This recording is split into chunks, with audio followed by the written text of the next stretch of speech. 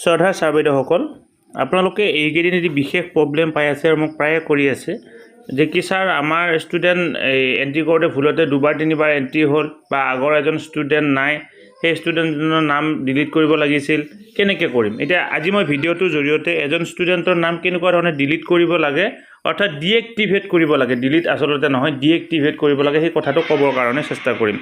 তাৰ কাৰণে আপোনালোকে যিকোনো এটা ব্ৰাউজাৰত যাওক, ৰিমছৰ যদি আপোনালোকৰ এপ্লিকেশ্যন আছে, এপ্লিকেশ্যনত গ'লে কিন্তু নহ'ব, ব্ৰাউজাৰত যাব লাগিব, অৰ্থাৎ গুগলত যাব লাগিব বা ফায়াৰফক্সত যাব লাগিব বা অপেৰা মিনিত যাব লাগিব। তাত গৈ আপোনালোকে লগ ইন কৰক। যেতিয়া আপোনালোকে লগ ইন কৰিব, লগ ইন কৰাৰ লগে লগে আপোনালোকৰ এটা নেক্সট পেজলৈকে আপোনালোকে যাব পাৰিব। আপোনালোকে যেতিয়া নিজৰ বিদ্যালয়খন ইউজাৰ আইডি আৰু পাছৱৰ্ডৰ জৰিয়তে খুলি ল'ব, খুলি লৈ আপোনালোকৰ ওপৰত আপোনালোকে এইটো জানে, বহুতবাৰ কৈছোঁ, আপোনালোকৰ এই ডিষ্ট্ৰিক্টৰ নাম, ব্লকৰ নাম, বিদ্যালয়ৰ নাম, ক্লাষ্টাৰ এইবিলাক সকলো আহিব। আৰু এতিয়া আপুনি যাব লাগিব একেবাৰে ওপৰত থকা এই তিনিডাল ৰাইট কৰ্নাৰত, এইটো আপোনালোকে জানে আৰু দেখুৱাই দিয়াৰ কথা নাই। যেতিয়া ইয়াতে যাব, যোৱাৰ পিছত আপোনালোকে যাব লাগিব ষ্টুডেণ্ট মেনেজমেণ্ট। ষ্টুডেণ্ট মেনেজমেণ্টত ক্লিক কৰাৰ লগে লগে আপোনালোকৰ অপশ্যন আহিব ষ্টুডেণ্ট লিষ্টিং। ষ্টুডেণ্ট লিষ্টিঙত ক্লিক কৰক।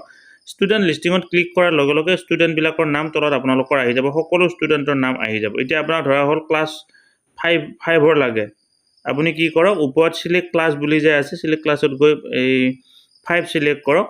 5 চিলেক্ট কৰাৰ লগে লগে আপোনালোকৰ ষ্টুডেণ্টবিলাকৰ 5ত থকা ষ্টুডেণ্টবিলাকৰ নাম আহি গ'ল। আমাৰ বিদ্যালয়ত 5ত ধৰা 20জন ছাত্ৰ ছাত্ৰী আছে, আহি গ'ল। এতিয়া আপুনি কি কৰিব লাগিব, চিলেক্ট একশ্যন, এইফালে চাওক, এই চিলেক্ট একশ্যনত ক্লিক কৰক। ক্লিক কৰাৰ লগে লগে চাওক এডিট ভিউ আপডেট ষ্টেটাছ বুলি আহিব। তাৰপিছত ইয়াতে কি কৰক, এতিয়া আপডেট ষ্টেটাছত ক্লিক কৰক। আপডেট ষ্টেটাছত ক্লিক কৰাৰ লগে লগে ইয়াতে চাওক প্লিজ চিলেক্ট ৰিজন, আৰু এতিয়া আপোনালোকৰ তাৰিখটো আহি যাব। এতিয়া ৰিজনৰ ক্ষেত্ৰত দুটা ৰিজন আছে, এটা হৈছে এক্সপায়াৰ, এটা হৈছে ডুপ্লিকেট। আপোনালোকে সেই দুটা ক্ষেত্ৰতহে আপোনালোকে ডিএক্টিভেট কৰিব পাৰিব। যদি ছাত্ৰজন এক্সপায়াৰ হয় তেতিয়াহ'লে, আৰু ডুপ্লিকেট এণ্ট্ৰি হয় তেতিয়াহ'লে। তাক বাদে কিন্তু এজন ষ্টুডেণ্টৰ এবাৰে নাম আছে, সেইটো কিন্তু কৰিলে পিছত আপোনালোকৰ অসুবিধা হ'ব পাৰে। গতিকে সেইটো আপোনালোকে কনচাৰ্ণ CRCCৰ লগত আলোচনা কৰি ল'ব যদি তেনেকুৱা হৈছে। আজি মই কৈ আছোঁ, যদি ষ্টুডেণ্টজনৰ নাম দুবাৰ আছে, অৰ্থাৎ ডুপ্লিকেট এণ্ট্ৰি হৈছে, তেতিয়াহ'লে আপোনালোকে কি কৰক, যদি এক্সপায়াৰ হৈছে এক্সপায়াৰ বুলি চিলেক্ট কৰক, আৰু যদি এক্সপায়াৰ হোৱা নাই ডুপ্লিকেট এণ্ট্ৰি হৈছে ডুপ্লিকেট এণ্ট্ৰি বুলি চিলেক্ট কৰক। চিলেক্ট কৰি ইয়াতে কি কৰক, আপোনালোকে তাৰিখটো দি দিয়ক।